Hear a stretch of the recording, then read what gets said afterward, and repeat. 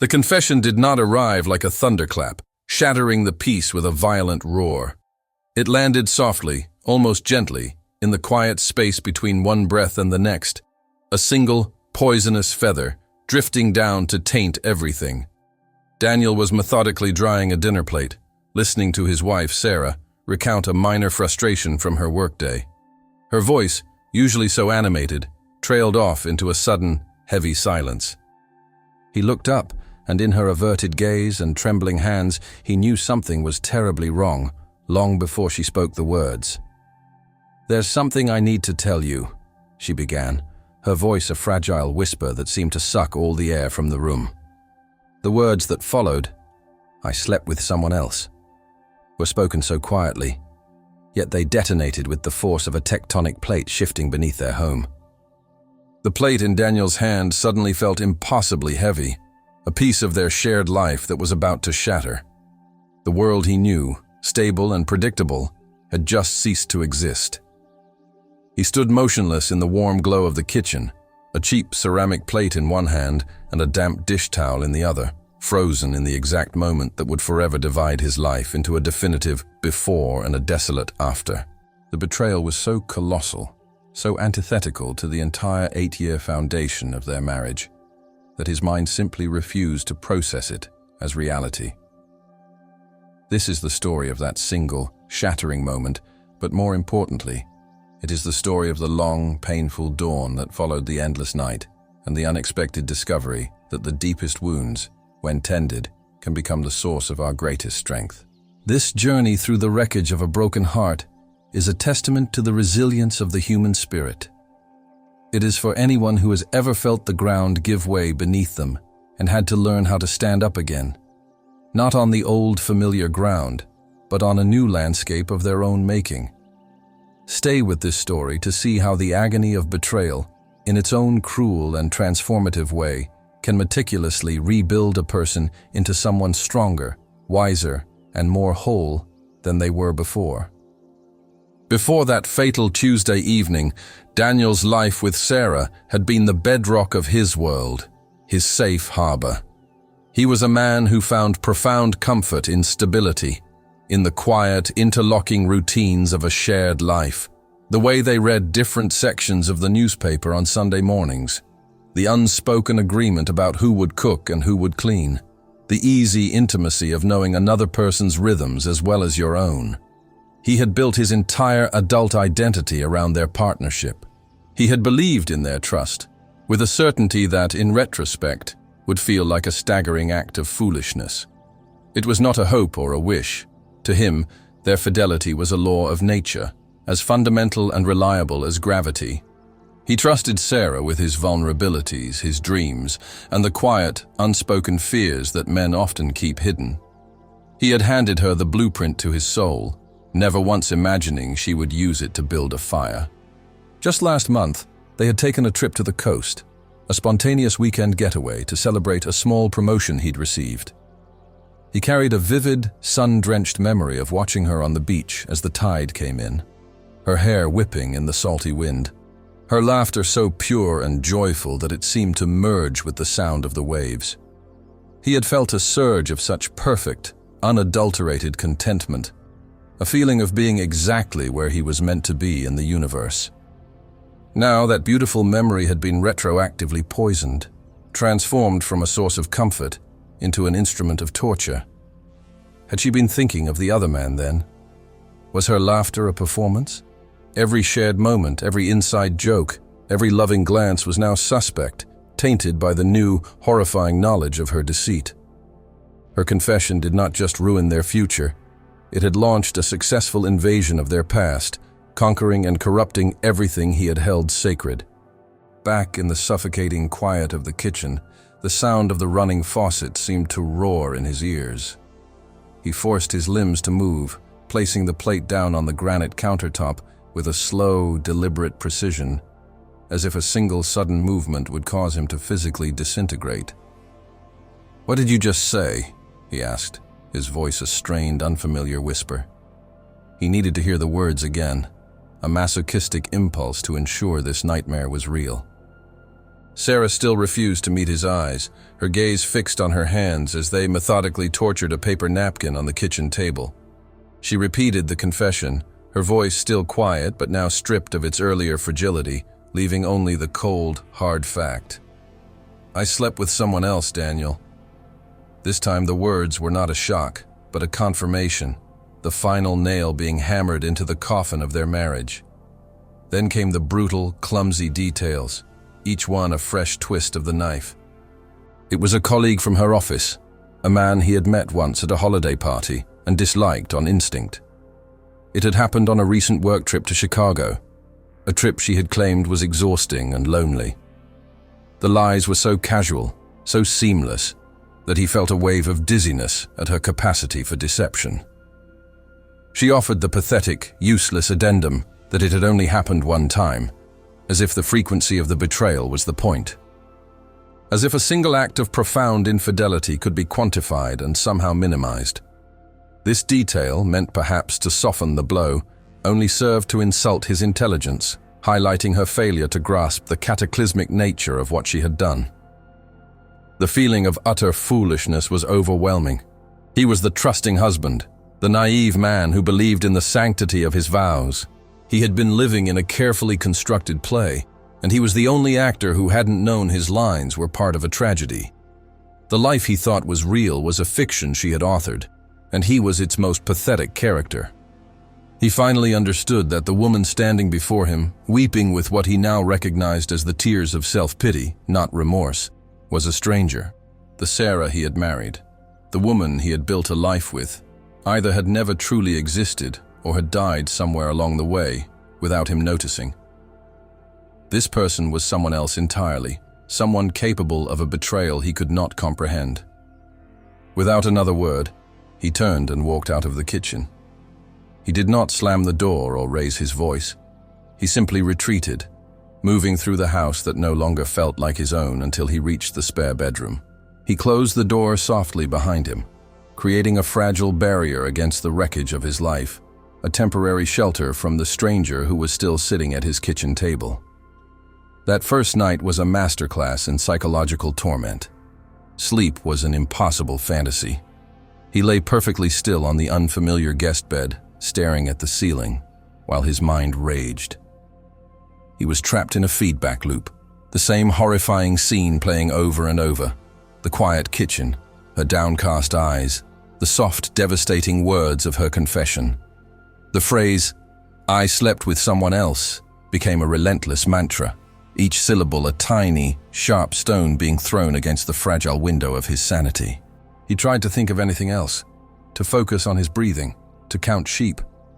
But his brain was a mutinous entity, determined to force-feed him the poison of her betrayal until he choked on it. His mind, now his enemy, began a frantic and painful archaeological dig through their recent past, unearthing moments he hadn't understood at the time. A hushed phone call she had ended abruptly when he entered the room. Her sudden, uncharacteristic insistence on a new level of privacy with her laptop. The emotional distance he had attributed to work stress. All the clues were there, like red flags he had been colorblind to. The pain of the betrayal soon manifested as a physical presence. It was a crushing weight on his chest that made each breath feel shallow and inadequate. It was a cold, nauseating knot in his stomach that rejected the very thought of food. It was a fine, uncontrollable tremor in his hands, a visible sign of the internal earthquake that was leveling his world. He felt fundamentally, physically broken. Sometime before dawn, he dragged himself into the guest bathroom and looked at his reflection in the mirror. The man looking back at him was a stranger. His face was a pale, hollowed-out mask, his eyes wide with a haunted, shattered expression he had only ever seen in movies. He saw a victim, a fool, and he hated what he saw with a terrifying intensity. After the initial shock and numbness receded, the next stage of grief arrived with the force of a flash flood. A pure, white-hot rage. He was no longer just a victim. He was a man incandescent with fury. He wanted to smash things, to scream, to unleash the violent storm of anger that was churning inside him. looking for a destructive outlet. Their next few interactions were brief, explosive, and utterly pointless. He would lash out with bitter, wounded accusations, and she would respond with tearful, defensive apologies that only fueled his rage. The conversations were circular and toxic, achieving nothing but deepening the wound and confirming the vast, unbridgeable chasm that now lay between them. But the anger, as intense as it was, could not be sustained. It was exhausting. And when its fiery energy burned out, it left behind a desolate, empty landscape of profound sadness. He would be driving to work, and a song they both loved would come on the radio, and he would have to pull over, completely overcome by a wave of grief so powerful it felt like drowning. He felt utterly marked by the betrayal, as if he were wearing a sign that declared his failure to the world. He began to avoid his friends, dodging their calls and making excuses to cancel plans. The thought of having to explain the situation, of having to speak the humiliating truth out loud, was more than he could bear. He wrapped himself in a cloak of isolation, believing it would protect him, when in fact, it was suffocating him. The decision that she had to be the one to physically leave their shared home was the first real turning point. It was a practical necessity born of emotional agony. Sharing the same space, even sleeping in separate rooms, was a form of daily, exquisite torture. Her presence was a constant, living reminder of the betrayal, and he knew he could not even begin to heal until she was gone. Watching her pack her belongings into boxes was a surreal and heartbreaking experience. Each object she touched, a book they had read together, a souvenir from a past vacation, a coffee mug he had given her, was a tiny ghost of their shared life being exorcised. The process was agonizing, a slow, methodical amputation of their history, but he knew it was necessary for his survival. The moment the front door clicked shut behind her, the house fell into a silence that was both profoundly empty and, to his surprise, profoundly relieving. The space was finally his. The air was his to breathe. The oppressive weight of her presence, her guilt, and his anger was lifted. He was alone with his pain now, which was terrifying, but at least it was his, and his alone. The first few days of solitude were a descent into neglect.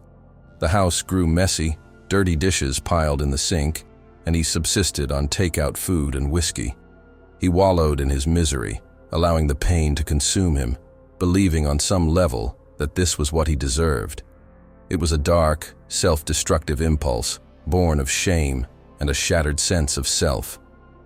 One miserable, hungover morning, staring at his own pathetic reflection, he had a moment of brutal clarity.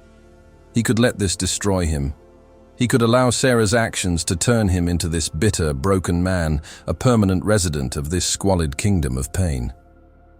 Or he could fight. He could choose to believe that he was more than just the man who had been cheated on. The choice was not a single grand decision, but a small, difficult one that he had to remake every single morning. The first act of rebellion against his own despair was simple. He went for a run. He hadn't run in years, and his lungs burned, his legs felt like lead, and every step was a struggle. The physical pain was a welcome distraction, a clean, honest hurt that temporarily eclipsed the messier one in his heart. That first run was the beginning of a new routine. He started running every day, pushing himself harder, longer. The anger that had been churning inside him found a new, productive outlet, burning away with every mile he covered. It became a moving meditation, a time when he could process his thoughts, or even better, think of nothing at all, just the rhythm of his feet on the pavement. His next act of defiance was to break his self-imposed isolation. He picked up the phone and called his oldest friend, Mark, the person he had been avoiding the most out of shame. He stumbled through the story, his voice cracking with an emotion he had suppressed for weeks. He expected pity, but what he received was something far more valuable. Quiet, unwavering, non-judgmental support. Speaking the words out loud, sharing the heavy burden of his secret, did not magically fix anything, but it made the load feel infinitesimally lighter. It was the first time he had felt truly seen since the confession, not as a victim, but as his friend, Daniel, who was going through something terrible. It was a small but crucial step back towards human connection. On his friend's gentle but persistent advice, he took the most terrifying and ultimately most transformative step of all. He made an appointment with a therapist. Walking into that office felt like a final admission of defeat, a formal declaration that he was broken beyond his own ability to repair. He was filled with a sense of failure and shame. The therapy sessions were difficult, forcing him to confront the ugliest parts of his pain. He had to learn to sit with his anger without letting it consume him, to explore his grief without letting it drown him. His therapist, a kind and insightful woman, helped him see that his feelings were valid, that his journey was a natural response to a traumatic event. One of the most powerful revelations came when he learned to separate Sarah's actions from his own self-worth. Her infidelity was not a reflection of his inadequacy as a husband or a man. It was a reflection of her own brokenness, her own fears, her own selfish choices. This shift in perspective was monumental, allowing him to finally stop blaming himself for her betrayal. He began, slowly and deliberately, to fill the vast, empty spaces in his life with new things, things that were just for him. He enrolled in a weekend woodworking class, a craft he had always admired. The focus required, the smell of the sawdust, the satisfaction of creating something solid and beautiful with his own hands, was profoundly therapeutic. He also rediscovered his old passion for hiking, something he had let slide during his marriage. He started spending his Saturdays exploring local trails, finding a deep sense of peace and perspective in the quiet, unjudging grandeur of nature. These were not just hobbies, they were deliberate acts of rebuilding his identity, separate from the one that had been intertwined with Sarah. Of course, there were still bad days. There were moments when a song, a smell, or a random memory would ambush him, plunging him back into the depths of his grief. But he was learning how to navigate these moments. He learned to acknowledge the pain, to let himself feel it without resistance, and then to gently guide his focus back to the present, to the new life he was so painstakingly building. He came to understand that the betrayal, for all its destructive power, had also been an unwilling catalyst. It had forced him out of a comfortable but complacent existence and demanded that he become an active participant in his own life. The pain had stripped him down to his essential self, and from there, he was learning to rebuild with a more conscious and deliberate strength. About a year after the confession, an email from Sarah appeared in his inbox. His heart gave a familiar lurch of anxiety, but he forced himself to open it. It was a long, articulate, and seemingly sincere apology. She wrote about the therapy she had also undertaken, about the deep-seated insecurities that had led her to sabotage the best thing in her life. She asked for nothing, only offered her remorse. He read the email, and to his own surprise, he felt a sense of peace. The white-hot anger was gone, replaced by a quiet, detached sadness for the broken person she was. In that moment, he realized he had forgiven her. It was not a gift he was giving her, but one he was giving himself. It was the final act of letting go, of severing the last emotional chain that bound him to the pain of the past. The new strength he now possessed was not the rigid, unfeeling armor of a man who had sworn off love. It was a flexible, durable resilience forged in fire. It was the quiet confidence of knowing he could face the worst kind of emotional devastation and not only survive, but grow.